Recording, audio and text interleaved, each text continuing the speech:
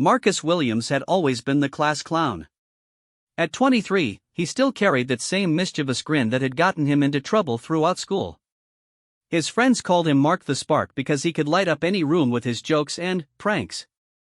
But Marcus had a problem that he didn't like to admit: he often went too far without thinking about the consequences. On that crisp Tuesday morning in London, Marcus was walking through the city centre with his girlfriend Sarah and their mutual friend Jake. They were tourists from a small town in Ohio, visiting England for the first time. Everything seemed magical to them: the old buildings, the red buses, the accents they heard everywhere. Marcus had his phone out, recording videos to send back home to his family. "Look at this place," Sarah said, spinning around with her arms stretched wide. "It's like we're in a movie." Marcus grinned and pointed his phone at her. "And you're the star, babe." He was always trying to make her laugh, always looking for the next funny moment to capture. That's just who he was, someone who lived for the entertainment of others. As they walked down the busy street, Jake suddenly grabbed Marcus's arm. "Dude, look over there. Are those the guards everyone talks about?" Marcus followed Jake's gaze and saw them, two royal guards standing perfectly still outside a government building. They wore their traditional red uniforms with the tall black hats, and they looked like statues. Marcus had heard about these guards before, how they never moved or reacted to anything. His eyes lit up with an idea that would soon change everything. "Oh man, this is perfect," Marcus whispered, pulling out his phone. "I've seen videos of people trying to make these guys laugh. They never break character." Sarah looked nervous. "Marcus, maybe we should just take a normal picture and move on." But Marcus was already walking toward a nearby coffee shop. His mind was racing with possibilities. He had seen countless videos online of tourists trying to get reactions from the royal guards. Some people would tell jokes, others would do silly dances, but Marcus wanted to do something that would really get attention online. He wanted to create a video that would go viral, something his friends back home would talk about for years. The coffee shop was busy, filled with the morning rush of office workers and tourists. Marcus ordered 3 large coffees, but his mind wasn't really on the drinks. He was thinking about the guards, about how funny it would be to see one of them try to stay serious while something unexpected happened. In his mind, it would just be a harmless prank, something that would make everyone laugh. "What are you planning?" Sarah asked as they left the coffee shop with their drinks. "Just a little fun," Marcus said, his eyes sparkling with mischief.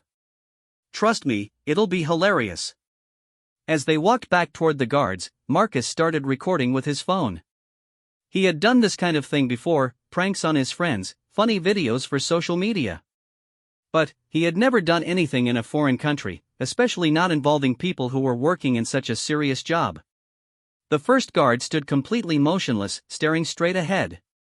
Marcus approached slowly, talking to his phone like he was hosting a TV show. "Okay, folks, we're here in London, and we're about to see if we can get a reaction from one of these famous guards." Jake was laughing behind him, encouraging him to go through with it. "Do it, man. This is going to be epic." Marcus felt the familiar rush of excitement he always got before a big prank.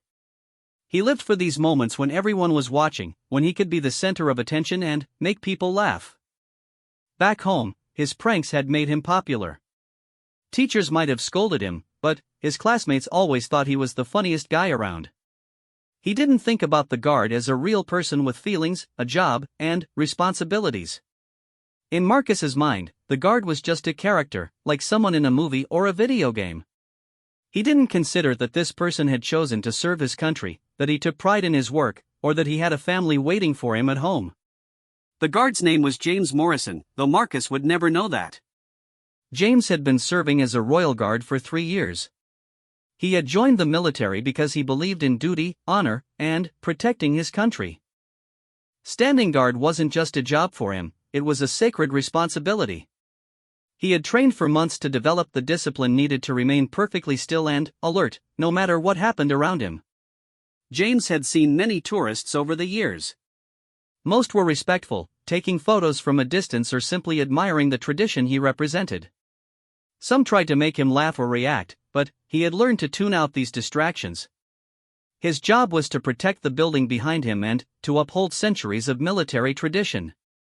On this particular morning, James was thinking about his daughter Emma, who had just started school. She was proud of her father's job and often told her classmates about how brave and strong he was. James wore his uniform with pride, knowing that he was part of something bigger than himself. Marcus moved closer to the guard, still recording. "Let's see if we can get a smile out of this guy."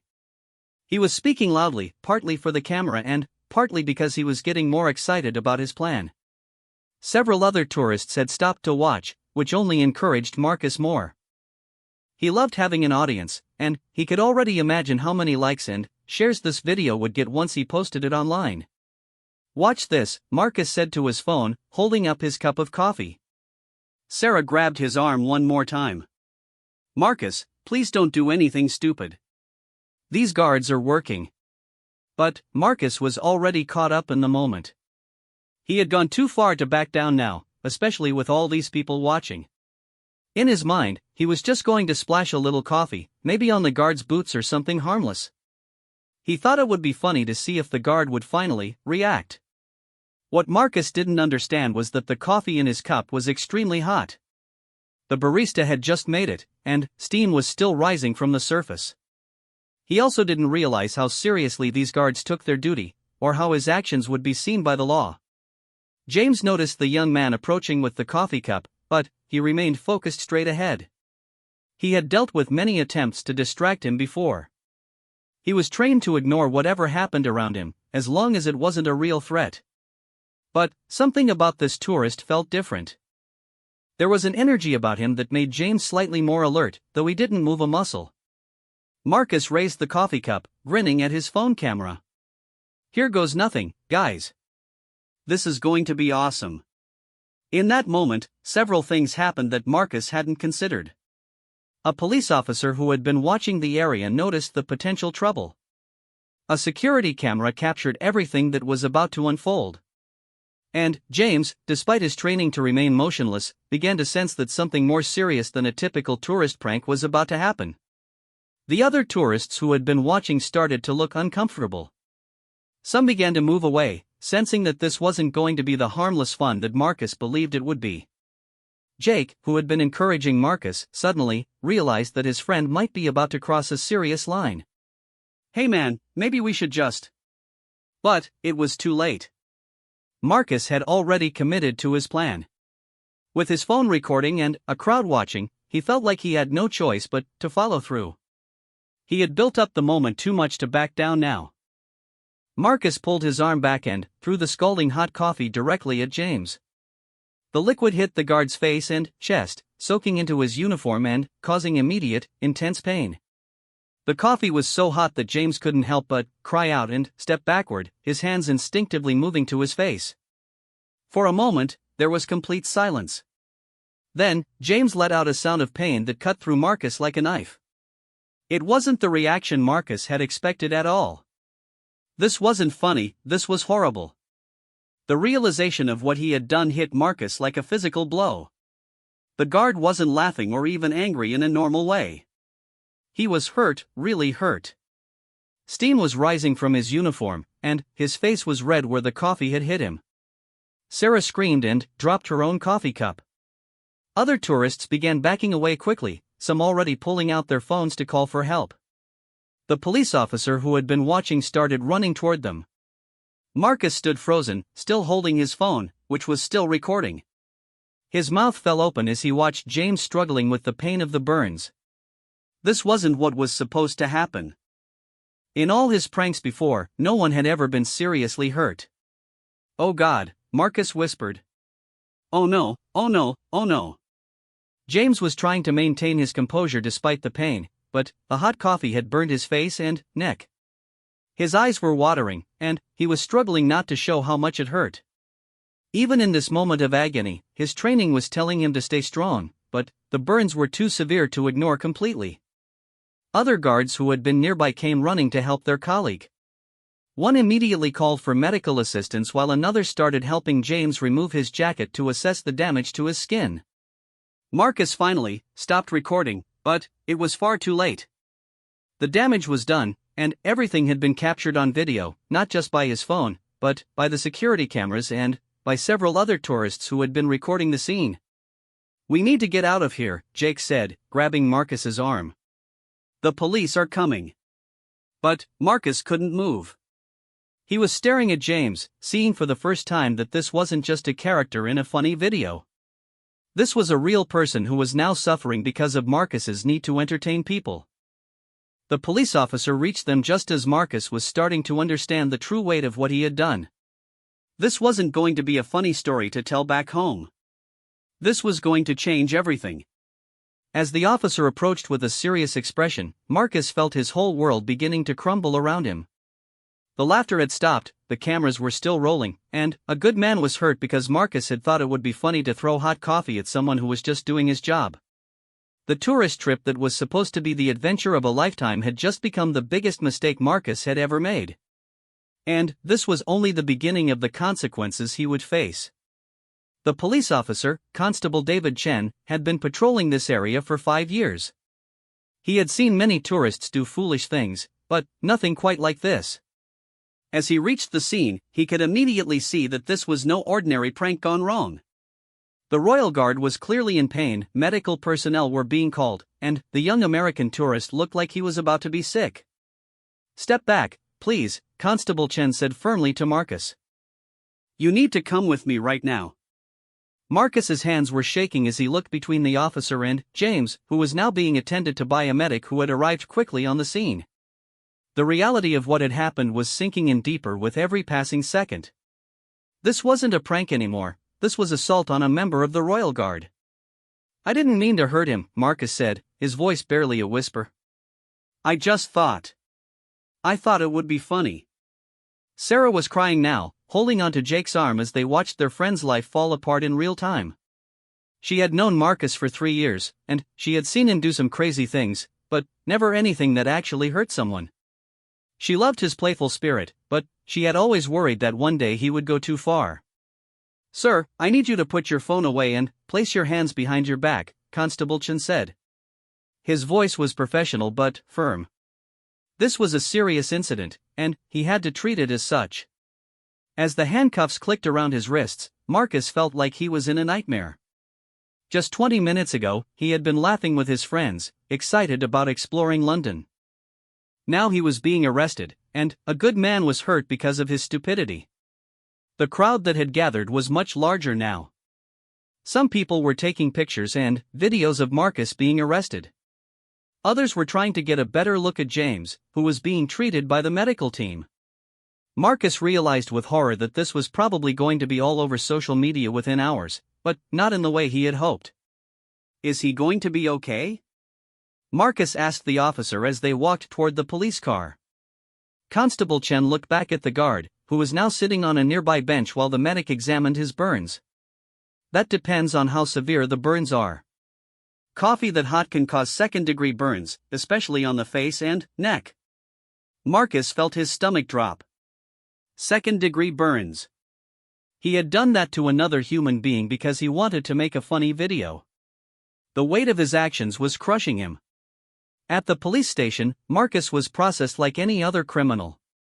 His fingerprints were taken, his photo was captured, and he was put in a holding cell while they decided what charges to file. The cell was small and cold, with just a bench and a toilet. Marcus sat on the hard bench and put his head in his hands. For the first time in his life, Marcus was completely alone with the consequences of his actions. There were no friends around to laugh at his jokes, no audience to impress. There was just him and the horrible knowledge that he had seriously hurt someone. Meanwhile, at the hospital, James was being examined by doctors. The coffee had caused first and second-degree burns on his face, neck, and chest. The doctors cleaned the burns and applied special dressings, but James would need ongoing treatment and would definitely have scars. James's wife, Helen, arrived at the hospital as quickly as she could. She was a school teacher, and she had been in the middle of a lesson when she got the call that her husband had been injured. Her hands were shaking as she rushed through the hospital corridors, not knowing how serious his injuries were. "How is he?" she asked the doctor immediately. "The burns are serious, but he'll recover," the doctor explained gently. However, he'll need several weeks off work, and there may be permanent scarring, especially on his face. Helen sat down heavily in a chair beside James's bed. Her husband looked so different with the bandages covering parts of his face. James was a proud man who took great care of his appearance, especially in his uniform. These scars would be a constant reminder of what had happened to him. "Who did this?" Helen asked quietly. "A tourist," James said, his voice rough from the pain medication. "An American kid who thought it would be funny." Helen felt anger rising in her chest. Someone had hurt her husband for entertainment. Someone had damaged the face she loved, the man who worked so hard to provide for their family and serve his country, just to make a stupid video. Back at the police station, Sarah and Jake were trying to figure out what to do. They had been told they couldn't see Marcus yet, and they didn't know how serious the charges against him would be. They sat in the waiting area, both feeling helpless and scared. "I can't believe he actually did it," Sarah said for the 10th time. "I tried to stop him." Jake nodded. "I know. I should have tried harder too. I was encouraging him at first, before I realized how bad this could get." They had called Marcus's parents in Ohio, but it was early morning there, and they hadn't answered yet. Sarah dreaded that conversation. Marcus's parents were good people who had always been proud of their son's humor and personality. How could she explain that their boy was in jail in London for assaulting a royal guard? The news media had already picked up the story. Videos of the incident were spreading across social media platforms, and news websites were starting to report on the American tourist coffee attack. Marcus's face was becoming known around the world, but for all the wrong reasons. Detective Inspector Sarah Williams, no relation to Marcus, was assigned to handle the case. She had seen many cases involving tourists who got into trouble, but this one was particularly serious because it involved a royal guard and had been captured on video. Inspector Williams interviewed Marcus that afternoon. He was no longer the confident young man who had been making videos just hours before. He looked exhausted and scared. "Do you understand the seriousness of what you've done?" Inspector Williams asked. Marcus nodded slowly. "I hurt someone. I really hurt someone who was just doing his job. The victim has suffered significant burns that will require ongoing medical treatment. He may have permanent scarring. Beyond that, you've assaulted a member of the Royal Guard, which carries serious legal penalties in this country." Marcus felt tears starting to form in his eyes. Can I apologize to him? Can I do anything to make this right?" Inspector Williams studied the young man across from her. She had seen genuine remorse before, and she believed Marcus was truly sorry for what he had done. But being sorry didn't erase the consequences. "That's not how this works," she explained. "You'll be charged with assault causing bodily harm. Depending on the severity of the guard's injuries and his recovery, you could face additional charges. You're looking at significant jail time, and you'll likely be banned from entering the UK again." Marcus had never been in serious trouble with the law before. A few parking tickets, maybe a noise complaint from neighbors when his parties got too loud, but nothing like this. The idea of going to prison terrified him. "What about my girlfriend and friend? Are they in trouble too?" "They're not being charged with anything. They tried to stop you, according to witness statements. But they'll need to stay in the country until this is resolved if they want to support you through the legal process." That evening, Marcus was allowed one phone call. He chose to call his parents. His father answered on the second ring. "Dad?" Marcus's voice broke immediately. "Marcus? Where are you?" Sarah called and said something happened, but we couldn't understand what she was saying. "Dad, I messed up. I messed up really badly." Marcus tried to explain what had happened, but the words sounded even worse when he said them out loud to his father. He could hear his mother crying in the background as his father relayed the information to her. "Son," his father said quietly, "tell me you didn't really throw hot coffee at someone." "I did, Dad. I'm so sorry. I don't know what I was thinking." There was a long silence on the phone. Marcus's father was a construction worker who had raised his son to treat people with respect and to think before acting. This was completely against everything he had tried to teach Marcus. "We'll find a way to help you," his father finally said. "But, Marcus, you need to understand that this is going to change everything. Your whole future might be different now." After the phone call, Marcus lay on the narrow cot in his cell and stared at the ceiling. He thought about James, wondering how much pain he was in, whether he would be able to return to his job, whether his family was okay. Marcus had never seriously hurt another person before, and the guilt was overwhelming. He also thought about his own future. He had been planning to start a new job when he got back to Ohio. He had been saving money to propose to Sarah. He had dreams and plans that now seemed impossible. Criminal charges, especially international ones, would follow him for the rest of his life. But, mostly, he thought about the look of pain in James's eyes when the coffee hit him. That image was burned into Marcus's memory, and he knew it would haunt him forever. The next morning, Marcus was brought before a magistrate for his initial court appearance. Sarah and Jake were in the courtroom, along with several news reporters who had come to cover the case. Marcus was assigned a public defender since he couldn't afford to hire a lawyer for a case in the UK. The magistrate read the charges: assault causing bodily harm against James Morrison, a royal guard. Marcus was told that he would remain in custody until his trial, which could be several weeks away. As he was led back to his cell, Marcus saw Sarah crying in the courtroom. He wanted to tell her how sorry he was, not just for what he had done to James, but for ruining their trip, for putting her through this nightmare, for throwing away the future they had been planning together. James, meanwhile, was at home trying to rest, but the burns made it difficult to sleep. The doctors had told him he would need at least 3 weeks off work, possibly more. For someone whose job required him to be in perfect physical condition and to present himself impeccably in uniform, this was devastating. His daughter Emma, who was 7 years old, didn't fully understand what had happened to her father. She knew he was hurt and couldn't go to work, but Helen was trying to protect her from the details of the attack. "Why did the bad man hurt Daddy?" Emma asked one evening as Helen was helping her get ready for bed. Helen struggled with how to answer. How do you explain to a child that someone hurt their father for entertainment? How do you maintain a child's faith in the basic goodness of people when something like this happens? Sometimes people make very bad choices, Helen said carefully. The man who hurt Daddy wasn't thinking about how his actions would affect other people. Emma was quiet for a moment. "Will Daddy's face get better?" "The doctors are taking very good care of him," Helen said. "But he might always have some marks from where he was hurt."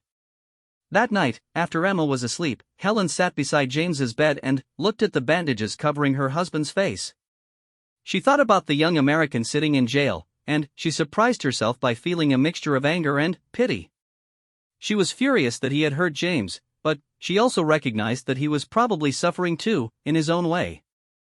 The story continued to spread across social media and news outlets. Videos of the attack and Marcus's arrest were being shared thousands of times. Comments ranged from outrage at Marcus's actions to discussions about tourist behavior and respect for other cultures. Marcus's friends and family back in Ohio were seeing these reports and struggling to reconcile the person they knew with the actions that had made international news. Marcus had always been the funny guy, the one who made everyone laugh at parties and family gatherings. But now his name was associated with a serious criminal act. In his cell, Marcus had plenty of time to think about how he had gotten to this point. He realized that his need to entertain others, to always be the center of attention, had blinded him to the basic humanity of the people around him. He had seen James as a prop in his performance rather than as a real person with feelings, responsibilities, and a life beyond what Marcus could see. The guilt was eating him alive. Every time he closed his eyes, he saw James's face when the coffee hit him. He heard the sound of pain that James had made. He thought about James's family, about how they must be dealing with this situation because of his thoughtless actions. Marcus began writing letters, to James, to his own parents, to Sarah. He wrote apology after apology, trying to find words that could somehow express how sorry he was and how completely he understood that he had been wrong. But he knew that no words could undo what he had done or take away James's pain and scars. As his trial date approached, Marcus's lawyer explained that his best hope was to plead guilty and hope for leniency based on his remorse and his lack of prior criminal history. But, even with a lenient sentence, Marcus was looking at significant jail time and a criminal record that would affect the rest of his life. The consequences of 30 seconds of poor judgment were going to last forever, for both Marcus and James. And this was still just the beginning of how this moment would change both of their lives. 3 weeks had passed since the incident, and the trial was approaching quickly. Marcus had spent this time in a London jail, sharing a cell with various other prisoners. The experience had been terrifying and humbling for someone who had lived a relatively sheltered life in small-town Ohio. His cellmates included petty thieves, drug dealers, and men who had committed much more serious crimes. At first, some of them had mocked him for being the coffee thrower whose case had become famous online. But, as they got to know him, several realized that Marcus was genuinely devastated by what he had done. "You're not like us," said Tony, an older man who had been in and out of prison for years. "Most people here, they don't really care about their victims. But, you're eating yourself alive over this." Marcus had lost almost 20 pounds during his time in jail. He barely slept, barely ate, and spent most of his time writing letters that he wasn't sure he would ever send. The guilt was consuming him from the inside. Meanwhile, James was recovering slowly at home. The physical wounds were healing, but the emotional impact was proving to be even more challenging. For the first time in his 3 years as a Royal Guard, James was questioning whether he could continue in his role. The burns on his face had left visible scars, despite the excellent medical care he had received. Every time James looked in the mirror, he was reminded of that moment when his life changed forever. The confident, proud guardsman was struggling with feelings he had never experienced before. "I keep thinking about what I could have done differently," James told his wife Helen one morning. "Maybe I should have seen it coming, should have moved out of the way." Helen took his hand gently. "James, you were doing your job exactly as you were trained to do it. This wasn't your fault." But James couldn't shake the feeling that somehow he had failed. The attack had happened while he was on duty, protecting an important building. In his mind, he should have been able to prevent it, even though logically he knew there was nothing he could have done. The psychological impact was affecting every aspect of James's life. He had trouble sleeping, often waking up from nightmares about the attack. He found himself flinching when people approached him, even friends and family members. The easy confidence he had always carried was gone. Dr. Rebecca Foster, a trauma counselor, had been working with James to help him process what had happened. In their sessions, she helped him understand that his reactions were normal responses to an abnormal situation. "You've experienced a traumatic event," Dr. Foster explained during one of their sessions. "Your brain is trying to protect you from similar situations in the future, which is why you're having these reactions to people approaching you." "But I'm supposed to be strong," James said. "Royal Guards don't fall apart because someone threw coffee at them." "Being strong doesn't mean pretending that trauma doesn't affect you," Dr. Foster replied. "It means acknowledging what you're going through and working to overcome it." Emma, James's daughter, was also struggling with what had happened to her father. At school, some of the other children had seen news reports about the attack, and they asked her difficult questions that she couldn't answer. She had started having trouble concentrating in class and had become clingy when James tried to leave the house for medical appointments. "Daddy, do you have to go to the court thing?" Emma asked one evening as James was reading her a bedtime story. "Yes, sweetheart. I need to tell the judge what happened so they can decide what should happen to the man who hurt me." "Will he hurt you again?" James felt his heart break a little. His 7-year-old daughter was now afraid that people might hurt her father. The innocence that should have protected her from these adult concerns had been shattered by Marcus's actions. "No, Emma. He can't hurt me again. He's going to be punished for what he did, and then he'll have to go back to America." But, privately, James wasn't sure if that was enough. The physical scars would fade over time, but the damage to his sense of security and his family's peace of mind felt permanent.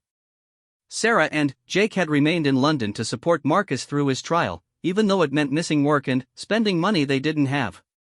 Sarah visited Marcus every day that she was allowed, and each visit was heartbreaking for both of them. "I don't even recognize you anymore," Sarah said during one visit, looking at Marcus through the thick glass that separated them. "You look like you've aged 10 years. Marcus knew she was right. The carefree young man who had stepped off the plane in London 3 weeks ago was gone. In his place was someone haunted by guilt and regret, someone who understood for the first time in his life that actions have real consequences for real people. "I keep thinking about his family," Marcus said. "I saw them talking to the medic, and I realized he probably has people who love him, people who were scared when they found out he was hurt. I did that to them." Sarah reached toward the glass, wishing she could hold his hand. "Maybe that understanding is worth something. Maybe it means you'll never do anything like this again." "But what does that matter to him? What does my understanding do for his scars or his family's fear? I can change and become a better person, but I can't undo what I did to him." Marcus's parents had flown to London to be present for the trial. His father, Robert Williams, was a man of few words who had worked construction for 30 years. His mother, Linda, was a nurse who had always believed in the goodness of people. Seeing their son in jail was the hardest thing they had ever experienced. "We raised him better than this," Linda said to her husband as they sat in their hotel room the night before the trial. "How did we fail him so completely?" Robert put his arm around his wife. "We didn't fail him, Linda. Marcus made his own choice. All we can do now is support him through whatever comes next." But both parents were struggling with feelings of guilt and shame. Their friends and neighbors back in Ohio had seen the news reports. Some had been supportive, but others had been judgmental, questioning how Marcus had been raised and what kind of family would produce someone who would do such a thing. The media attention had been intense and mostly negative. Marcus was being portrayed as the ugly American tourist, the entitled young man who thought other people existed for his entertainment. While some of this criticism was fair, his family felt that the coverage didn't show the remorse and devastation that Marcus was experiencing. James's family was also dealing with unwanted attention. Reporters had tried to contact them for interviews, and photographers had taken pictures of James leaving medical appointments. The family that had once lived a quiet, private life was now in the spotlight because of something that had been done to them. "I just want this to be over," Helen said to her sister during a phone call. "I want James to heal, I want Emma to feel safe again, and I want us to be able to move on with our lives." But moving on felt impossible when the trial was still ahead of them and when James was still struggling with his recovery. The night before the trial, Marcus couldn't sleep. He had been provided with a suit for his court appearance, and it hung in his cell like a reminder of the life he used to have. He thought about all the choices he had made that led to this moment, the decision to make the video, the decision to buy the coffee, the decision to throw it. Each choice had seemed small at the time, but together they had created a disaster that had changed multiple lives forever. Marcus understood now that there are some mistakes you can't take back, some moments you can't undo, some pain you can't heal. He had written dozens of letters to James, but he had never sent any of them. His lawyer had advised him that any contact with the victim could be seen as inappropriate, but Marcus desperately wanted James to know how sorry he was. He wanted to find some way to express that he understood the magnitude of what he had done. In one of the letters he would never send, Marcus had written, "I know that saying sorry isn't enough, and I know that nothing I say or do can take back what I did to you. But I want you to know that I think about you every day. I think about your pain and your family and how I changed your life for no good reason. I was selfish and thoughtless, and I will regret what I did to you for the rest of my life." James was also having trouble sleeping before the trial. He would have to face Marcus for the first time since the attack, and he wasn't sure how he would react. Part of him was angry, furious that his life had been disrupted by someone's need for entertainment. But another part of him felt sorry for the young man whose life was now ruined because of 30 seconds of incredibly poor judgment. "Do you want him to go to prison?" Helen asked her husband as they lay in bed the night before the trial. James was quiet for a long time. "I don't know," he finally said. "I want him to understand what he did, and I want to make sure he never does anything like this to anyone else. But I don't know if prison accomplishes that. He's already lost so much. His freedom, his future, his reputation. Maybe he's learned his lesson already. But what about justice?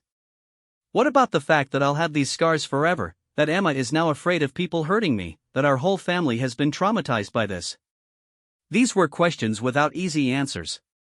Justice meant different things to different people, and there was no simple way to balance Marcus's actions with appropriate consequences. The morning of the trial arrived gray and rainy, matching the mood of everyone involved. James put on his civilian clothes. He wouldn't be wearing his uniform to court, and tried to prepare himself mentally for what was ahead. Marcus was brought to the courthouse in handcuffs, surrounded by security guards.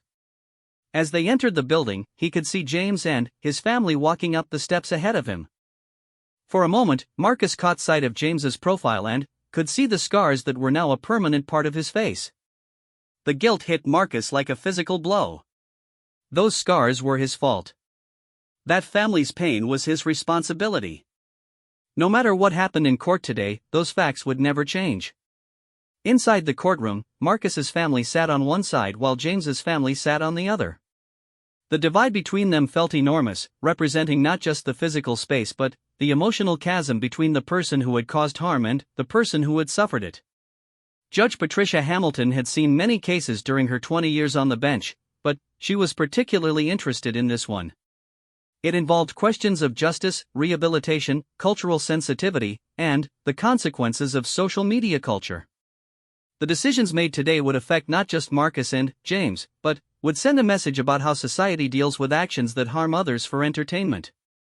As the proceedings began, Marcus found himself staring at James, trying to reconcile the confident guardsman he remembered with the scarred man sitting across the courtroom. The transformation was Marcus's fault, and that knowledge was almost unbearable. This trial wasn't just about determining Marcus's legal fate. It was about confronting the human cost of thoughtless actions, the lasting impact of momentary decisions, and the complex relationship between punishment and redemption. For both Marcus and James, this day would mark either the beginning of healing or the deepening of wounds that might never fully close. The courtroom fell silent as Judge Hamilton called the session to order. Marcus stood between his lawyer and a translator. Though he didn't need translation services, the formality of the British court system just demanded that everything be done precisely. His hands were shaking slightly as he faced the judge who would determine his fate. Marcus Williams, you are charged with assault causing bodily harm against James Morrison, a royal guard, on the morning of October 15th. How do you plead? Marcus's lawyer had advised him to plead guilty. There was video evidence, multiple witnesses, and no possible way to deny what had happened. More importantly, Marcus genuinely wanted to take responsibility for his actions. Guilty, Your Honor, Marcus said, his voice barely audible. Judge Hamilton nodded and made a note. The court will now hear impact statements from the victim and, then, testimony regarding the defendant's character and circumstances before proceeding to sentencing. James stood up slowly and walked to the witness stand. This was the moment he had been dreading and anticipating for weeks. He had practiced what he wanted to say, but seeing Marcus in person again brought back all the emotions from that terrible day. Your Honor, James began, his voice steady despite the difficulty of the situation, I have served as a royal guard for 3 years. It has been my honor to protect important buildings and to represent the traditions of British military service. On the morning I was attacked, I was simply doing my job. Marcus listened intently, his eyes fixed on James. This was the first time he was hearing directly from the person he had hurt, and every word felt like another weight added to his conscience. The physical injuries I suffered included first- and second-degree burns on my face, neck, and chest. I have undergone multiple medical treatments and will require ongoing care. I will have permanent scarring, particularly on my face. James touched his cheek unconsciously as he spoke. But the physical injuries are not the worst part of what I've experienced.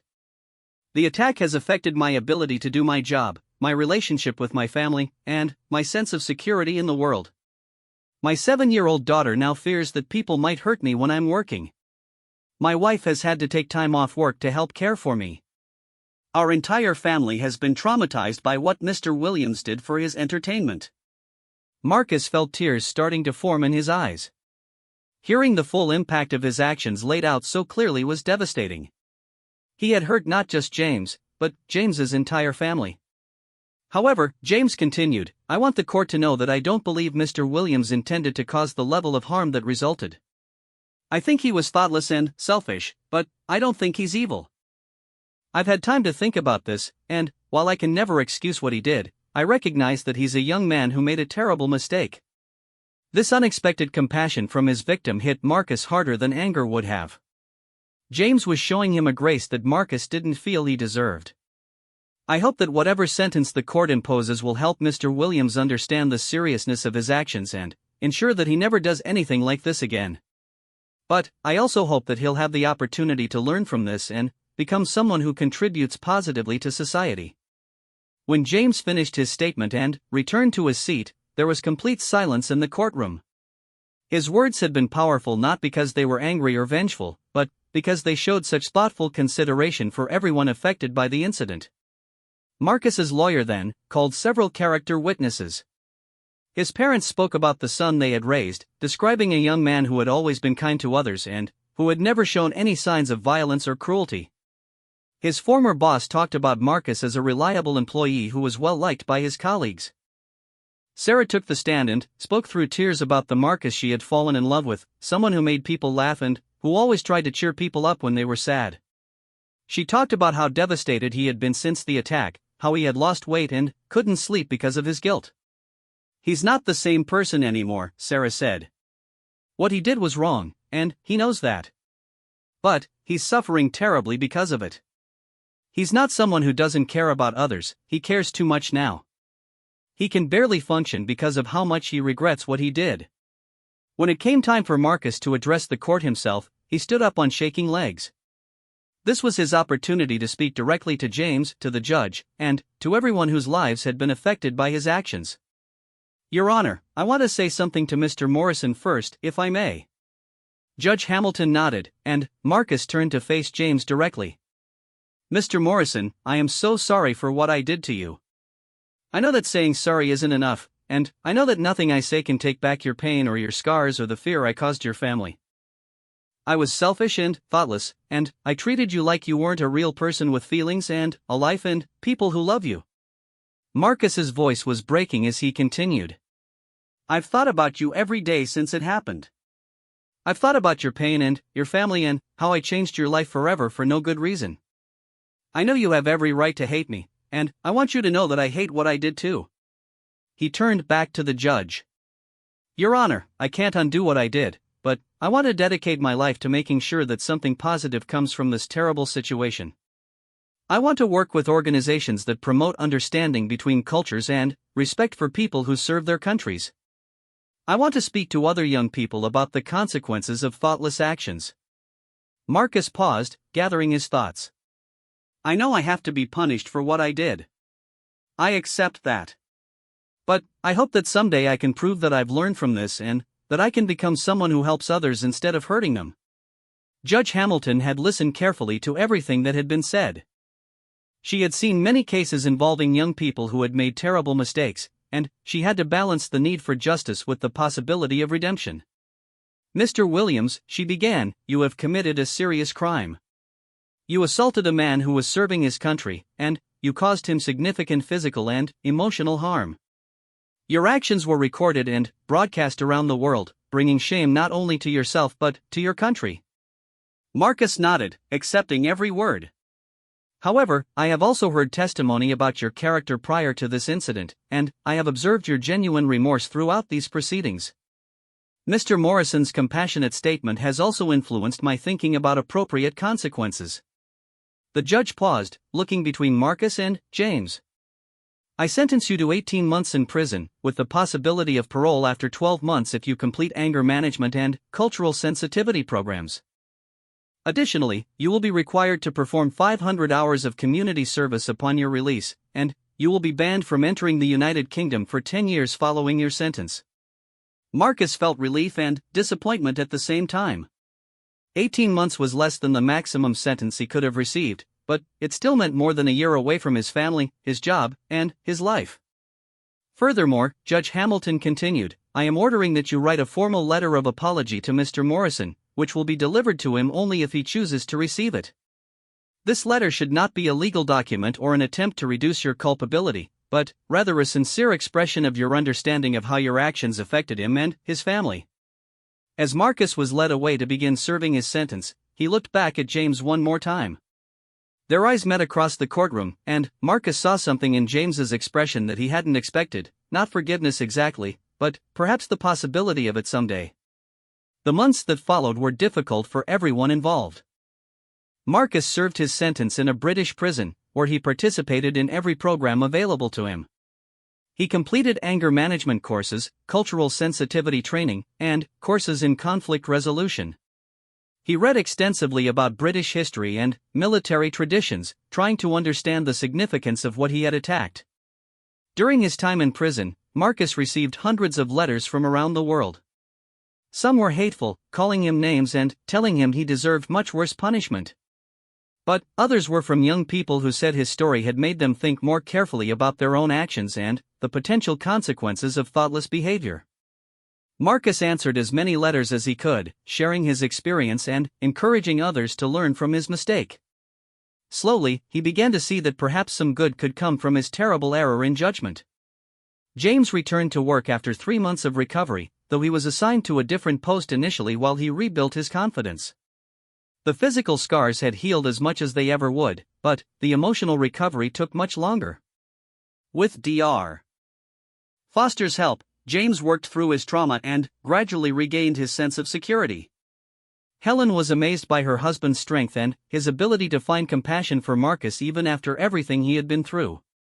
Emma adjusted better than her parents had expected. Children are often more resilient than adults, and, with her parents' support, she was able to understand that what had happened to her father was unusual and unlikely to happen again. The letter that Marcus wrote to James, as ordered by the court, was delivered 6 months after the trial. James wasn't sure if he wanted to read it, but Helen encouraged him to at least look at it. The letter was 5 pages long and filled with genuine remorse and understanding. Marcus had clearly spent a great deal of time thinking about the impact of his actions. He wrote about the programs he had completed in prison and about his plans to work with organizations promoting cultural understanding when he was released. "I don't expect you to forgive me," Marcus wrote, "and I'm not asking you to. I just want you to know that I understand now what I didn't understand then, that you are a real person with a real life and real feelings, not a character in some entertainment for me. I will spend the rest of my life trying to be worthy of the compassion you showed me in court." James read the letter several times before deciding to keep it. He didn't respond to it, but he didn't throw it away either. It became a reminder of the complexity of human nature and the possibility of growth and change. Marcus was released after serving 14 months of his sentence, 2 months longer than the minimum due to some early disciplinary issues. When he returned to Ohio, he found that his life had changed dramatically. His story was still known, and many employers were reluctant to hire someone with his background. Sarah had waited for him, though their relationship had been strained by the distance and the circumstances. They worked together to rebuild their connection, but both acknowledged that they were different people than they had been before the incident. Marcus eventually found work with a nonprofit organization that promoted cultural exchange and understanding. He traveled to schools and community centers, sharing his story and encouraging people to think carefully about their actions and their impact on others. "I threw hot coffee at a stranger because I thought it would be funny," Marcus would tell audiences of young people. "I didn't think about his pain, his family, his life, or his humanity. I treated him like a prop in my entertainment, and I caused real harm to a good person who was just doing his job." The talks were always difficult for Marcus, requiring him to relive his worst moment over and over again. But he received feedback from teachers and parents saying that his presentations had impacted their students and children, making them think more carefully about their actions.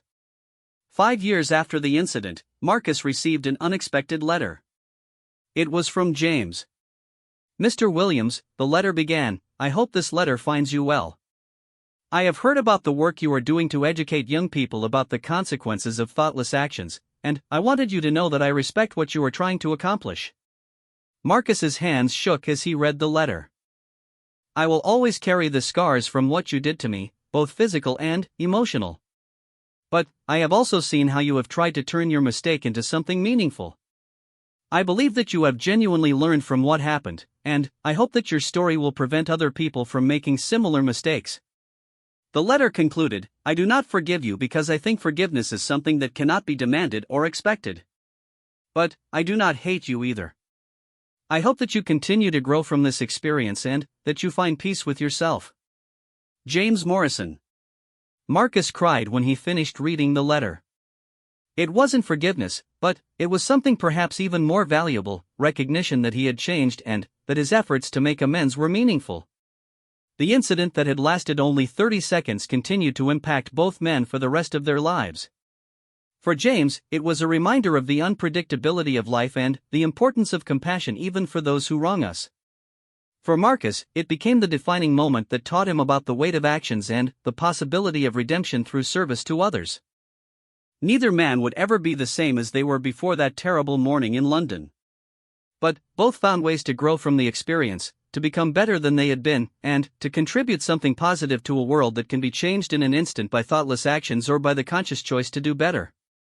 The story of the coffee attack became a cautionary tale told around the world, but it also became something more, a story about the complexity of justice, the possibility of growth, and the power of compassion to transform even the worst situations into opportunities for human understanding. Years later, when people asked Marcus what he had learned from his experience, he would always give the same answer: I learned that every person you meet is fighting battles you know nothing about, carrying responsibilities you can't see, and deserving of respect simply because they are human. I learned that 30 seconds of thoughtlessness can change lives forever. And I learned that while you can't undo the harm you cause, you can dedicate your life to making sure something good comes from your worst mistakes. It was a lesson learned at a terrible price, but it was a lesson that Marcus carried with him every day as he worked to ensure that his story would help others avoid making the same devastating choice he had made.